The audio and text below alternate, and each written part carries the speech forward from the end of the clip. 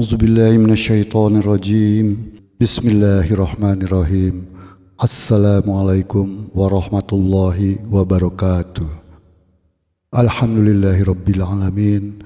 Wassalatu wassalam wa ala asrafil anbiya'i wal mursalin wa ala alihi wa sahbihi ajma'in. Allahumma sholli ala sayyidina Muhammad wa ala ali sayyidina Muhammad.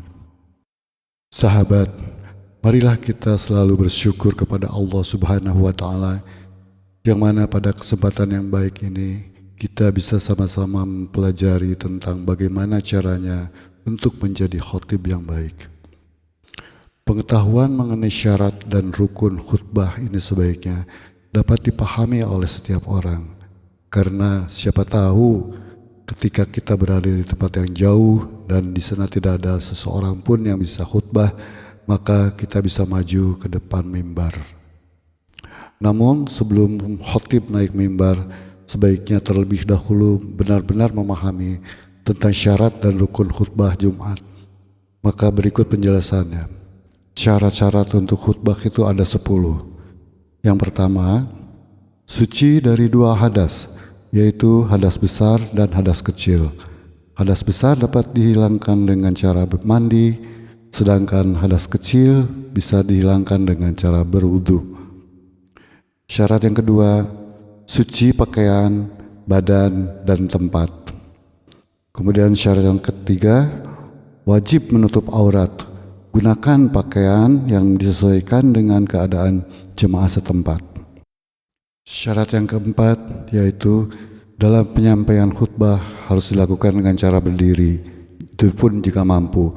Namun jika terpaksa khatib satu-satunya yang ada tidak bisa berdiri, maka diperbolehkan untuk sambil duduk. Syarat yang kelima, duduk di antara 2 khutbah. Syarat yang keenam, berturut-turut antara 2 khutbah pertama dan kedua, tidak ada jeda waktu untuk kegiatan lain.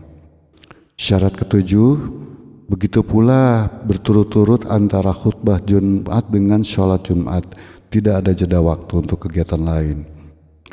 Penyampaian khutbah harus berbahasa Arab, khususnya untuk rukun khutbah. Syarat yang kesembilan, suara penyampaian khutbah harus didengar oleh 40 orang. Artinya, khutbah disampaikan dengan secara lantang. Kalau misalnya tidak ada mic, suaranya harus terdengar sampai 40 orang di sekitarnya. Syarat yang terakhir, yang ke-10, semua kegiatan ini hendaknya dilakukan pada waktu zuhur. Rukun khutbah menurut mazhab Imam Syafi'i ada 5 unsur, yaitu yang pertama, minimal membaca hamdalah, alhamdulillah dalam 2 khutbah. Bisa juga dipanjangkan dengan beberapa versi. Bisa diawali dengan innal hamdalillah. Biasanya setelah membaca hamdalah dilanjutkan juga membaca syahadat, walaupun tidak termasuk ke dalam rukun khutbah. Rukun yang kedua, membaca shalawat kepada Nabi Muhammad SAW dalam 2 khutbah. Bisa dengan salawat pendek ataupun salawat panjang dengan berbagai versi. Rukun yang ketiga, berwasiat untuk bertakwa kepada Allah Subhanahu wa Ta'ala, baik untuk khutbah pertama maupun khutbah kedua atau di kedua khutbah. Misalnya membacakan ittaqullah. Bisa juga dengan menggunakan ayat, misalnya A'udzubillahiminasyaitonirrajim. Bismillahirrahmanirrahim. Ya ayyuhalladzina amanu ittaqullaha haqqa tuqatih wa la tamutunna illa wa antum muslimun. Kemudian rukun khutbah yang keempat, membacakan sebagian ayat-ayat Quran pada salah satu khutbah, biasanya pada khutbah pertama, sekaligus diuraikan dengan singkat, jelas, dan padat sehingga mudah dimengerti oleh jamaah. Rukun yang kelima, membacakan doa untuk kaum muslimin dan muslimat. Itulah 5 rukun khutbah yang disampaikan menurut Imam Syafi'i. Contoh khutbah yang kedua, hamdalah, alhamdulillah, alhamdulillahi wahdah, wassalatu wassalamu ala rasulillah wa ala alihi wa sahbihi wa mawalah. Dilanjutkan dengan syahadat.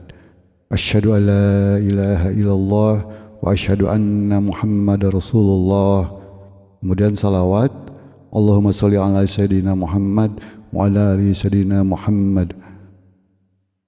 Amma ba'du, fa ya ibadallah ittaqullah mastata'tum wa syairin illa maghfiratu rabbil alamin. Kemudian dilanjutkan membaca ayat Quran. Qala Allah Ta'ala fil Qur'anil Karim, a'udzubillahi minasyaitonir rajim. Bismillahirrahmanirrahim.